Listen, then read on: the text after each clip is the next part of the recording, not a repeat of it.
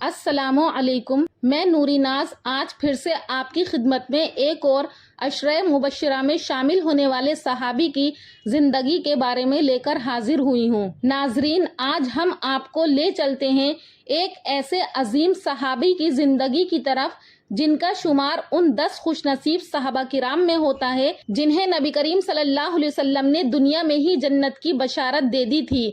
जी हाँ, हम बात कर रहे हैं हजरत अब्दुर्रहमान बिन औफ रज़ियल्लाहु ताला अन्हु की, जो ना सिर्फ अशरे मुबश्शिरा में शामिल हैं बल्कि इस्लामी तारीख के एक मिसाली ताजिर, सखी इंसान और नबी करीम सल्लल्लाहु अलैहि वसल्लम के जानिसार सहाबी भी थे।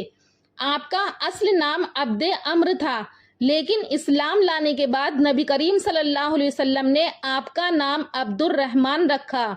आप कुरैश के मुअज़्ज़ज़ खानदान बनी ज़ोहरा से ताल्लुक़ रखते थे, यानी उसी कबीले से जिससे नबी करीम सल्लल्लाहु अलैहि वसल्लम की वालिदा मोहतरमा हज़रत आमना रज़ियल्लाहु ताला अन्हा भी ताल्लुक़ रखती थी। आपका नसब 8वीं पुश्त पर हुजूर सल्लल्लाहु अलैहि वसल्लम से जा मिलता है। हुजूर सल्लल्लाहु अलैहि वसल्लम की विलादत मुबारका से 10 साल बाद खानदान कुरैश में पैदा हुए। इब्तिदाई तालीम और तरबियत इसी तरह हुई जिस तरह सरदाराने कुरैश के बच्चों की हुआ करती थी। आपके ईमान लाने का वाक़या इस तरह से बयान किया जाता है कि हज़रत अब्दुर्रहमान बिन औफ रज़ियल्लाहु ताला अन्हु इब्तिदाई दौर में ही इस्लाम ले आए थे। आप उन पहले 8 अफराद में शामिल हैं जिन्होंने हज़रत अबू बकर सिद्दीक रज़ियल्लाहु ताला अन्हु के ज़रिए इस्लाम कबूल किया।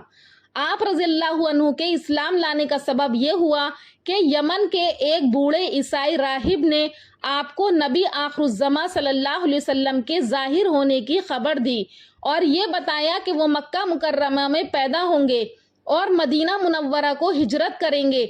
जब आप यमन से लौटकर मक्का मुकर्रमा आए तो हज़रत अबू बकर सिद्दीक रज़ियल्लाहु ताला अन्हु ने आपको इस्लाम की तरगीब दी। चुनाचे एक दिन उन्होंने बारगाह रिसालत में हाजिर होकर इस्लाम कबूल कर लिया, जबकि आपसे पहले चंद ही आदमी आगोश इस्लाम में आए थे। इस्लाम कबूल करने पर आपको शदीद तकालीफ का सामना करना पड़ा।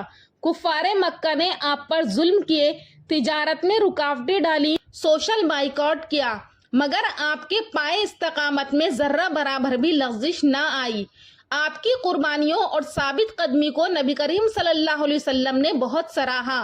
चूँकि मुसलमान होते ही आपके घर वालों ने आप पर जुल्म सितम का पहाड़ तोड़ना शुरू कर दिया था, इसलिए आप हिजरत करके हबशा चले गए। फिर हबशा से मक्का मुकर्रमा वापस आए। जब नबी करीम सल्लल्लाहु अलैहि वसल्लम ने मदीना की तरफ हिजरत की तो हज़रत अब्दुर्रहमान बिन औफ ने भी हिजरत करके मदीना तशरीफ ले आए। वहाँ नबी करीम सल्लल्लाहु अलैहि वसल्लम ने उनका मवाख़ात के तहत हज़रत साद बिन रबी रज़ियल्लाहु अन्हु के साथ भाईचारा कायम फरमाया। हज़रत साद बिन रबी ने अपनी आधी दौलत देने की पेशकश की, लेकिन हज़रत अब्दुर्रहमान बिन औफ ने फरमाया, अल्लाह आपके माल में बरकत दे, मुझे सिर्फ बाजार का रास्ता बता दो। और फिर आपने तिजारत शुरू की, यहाँ तक के मदीने के सबसे कामयाब ताजिरों में शुमार होने लगे। मदीना मुनव्वरा पहुंचकर आपने बाजार का रुख किया और चंद ही दिनों में आपकी तिजारत में इस कदर खैर व बरकत हुई कि आपका शुमार दौलतमंदों में होने लगा और आपने कबीला अंसार की एक खातून से शादी भी कर ली। तमाम इस्लामी लड़ाइयों में आपने जानो माल के साथ शिरकत की।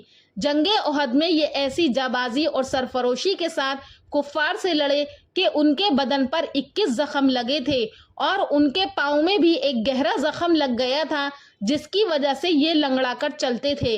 आपकी सखावत का ये आलम था कि एक मर्तबा आपका तिजारती काफिला जो 700 ऊँटों पर मुश्तमिल था, आपने अपना ये पूरा काफिला माँ ऊँटों और उन पर लदे हुए सामानों के खुदा अज़्ज़ा वजल की राह में खैरात कर दिया। एक मर्तबा हुजूर अकरम सल्लल्लाहु अलैहि वसल्लम ने अपने सहाबा रज़ियल्लाहु ताला अन्हुम को सदका देने की तरगीब दी तो आप रज़ियल्लाहु ताला अन्हु ने 4000 दिरहम पेश कर दिए। दूसरी मर्तबा 40,000 दिरहम और तीसरी मर्तबा 500 घोड़े 500 ऊँट पेश कर दिए।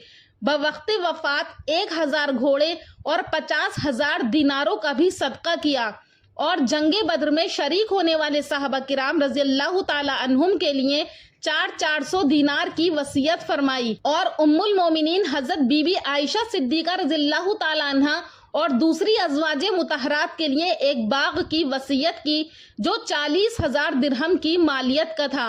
حضرت عبد الرحمن بن عوف رضی اللہ تعالیٰ عنہ کا دامن فضل و کمال اور اخلاقی جواہر پاروں سے مالا مال تھا، خصوصاً خوف خدا، حب رسول، صدق و عفاف، تراحم، فیاضی اور انفاق فی سبیل اللہ ان کے نہایت درخشاں اوصاف تھے۔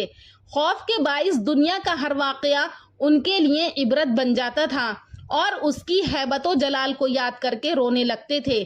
ایک دفعہ دن بھر روزے سے رہے، شام کے وقت کھانا سامنے آیا تو بے اختیار مسلمانوں کا گزشتہ فقر و فاقہ یاد آ گیا تو بولے، مصعب بن عمیر رضی اللہ تعالیٰ عنہ مجھ سے بہتر تھے، وہ شہید ہوئے تو کفن میں صرف ایک چادر تھی جس سے سر چھپایا جاتا تھا تو پاؤں کھل جاتے تھے اور پاؤں چھپائے جاتے تھے تو سر کھل جاتا تھا۔ اسی طرح حمزہ بن عبد المطلب رضی اللہ تعالیٰ عنہ شہید ہوئے، حالانکہ وہ مجھ سے بہتر تھے، لیکن اب دنیا ہمارے لیے کشادہ ہو گئی ہے اور ہمیں اس قدر دنیاوی نعمتیں مرحمت کی گئی ہیں کہ مجھے ڈر ہے کہ شاید ہماری نیکیوں کا معاوضہ دنیا ہی میں ہو گیا۔ اس کے بعد اس قدر رقت طاری ہوئی کہ کھانے سے ہاتھ کھینچ لیا۔ حضرت عبد الرحمن بن عوف رضی اللہ تعالیٰ عنہ نے تمام بڑے غزوات میں شرکت کی، جن میں غزوہ بدر، غزوہ احد، غزوہ خندق، غزوہ تبوک اور دیگر تمام اہم معرکے شامل ہیں۔ غزوہ بدر میں آپ نے دلیرانہ جنگ لڑی اور دشمنوں کو شکست دی۔ آپ کو ان صحابہ میں شامل کیا گیا جنہیں بدری صحابی کہا جاتا ہے، جن کی فضیلت بہت زیادہ ہے۔ ایک دن نبی کریم صلی اللہ علیہ وسلم نے فرمایا، ابو بکر جنتی ہیں، عمر جنتی ہیں، عثمان جنتی ہیں، علی جنتی ہیں، طلحہ جنتی ہیں، زبیر جنتی ہیں، عبد الرحمن بن عوف بھی جنتی ہیں۔ یہ وہ خوش نصیب لمحہ تھا جب حضرت عبد الرحمن بن عوف رضی اللہ تعالیٰ عنہ کو دنیا میں ہی جنت کی بشارت مل گئی۔ حضرت عبد الرحمن بن عوف کی سخاوت ایک مثال بن گئی۔ ایک موقع پر آپ نے 700 اونٹوں کا قافلہ اللہ کی راہ میں دے دیا۔ غزوہ تبوک کے موقع پر 4000 درہم اور آدھا مال اللہ کی راہ میں دیا۔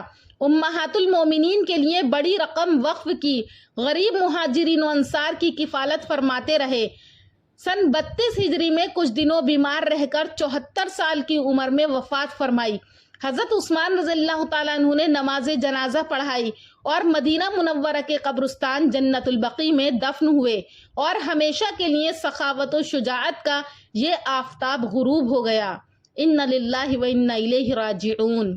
نبی کریم صلی اللہ علیہ وسلم نے آپ کے لیے فرمایا تھا کہ عبد الرحمن بن عوف اہل جنت میں گھٹنوں کے بل چلتے ہوئے داخل ہوں گے۔ یہ اس بات کی علامت ہے کہ ان کی مالداری، سخاوت اور احتیاط ان کے لیے جنت کے دروازے کھولنے والی تھی۔ دوستو، یہ تھا حضرت عبد الرحمن بن عوف رضی اللہ تعالیٰ عنہ کے ایمان لانے کا واقعہ اور ان کی زندگی کے حالات کے کس طرح سے انہوں نے زندگی گزاری۔ ان کی زندگی سے ہمیں کچھ سبق ملتے ہیں جو کہ بہت اہم ہیں۔ ہمیں بھی ان چیزوں کو اپنی زندگی میں لانا ہوگا۔ حضرت عبد الرحمن بن عوف رضی اللہ تعالیٰ عنہ کی زندگی ہمیں یہ سبق دیتی ہے کہ دولت کے ساتھ دیانت اور سخاوت کی جائے، دین پر ثابت قدمی ہر حال میں رکھی جائے۔ کاروبار اور دین ساتھ ساتھ چل سکتے ہیں اگر نیت خالص ہو۔ اللہ تعالی ہمیں بھی حضرت عبد الرحمن بن عوف رضی اللہ تعالیٰ عنہ جیسی استقامت، سخاوت اور دینداری عطا فرمائے، آمین۔ دوستو، امید کرتی ہوں کہ آپ کو ہماری ویڈیو پسند آئی ہوگی۔ اگر پسند آئی ہے تو ہمارے چینل نوری اسلامک ٹیوبر کو ضرور سبسکرائب کریں، اور اگر آپ کو میری صحابہ سیریز میں انٹرسٹ ہے تو کامنٹ سیکشن میں اپنی رائے کا اظہار ضرور کریں۔ انشاءاللہ پھر ملاقات کروں گی اگلی ویڈیو میں ایک اچھے ٹاپک کے ساتھ۔ تب تک کے لیے اللہ حافظ۔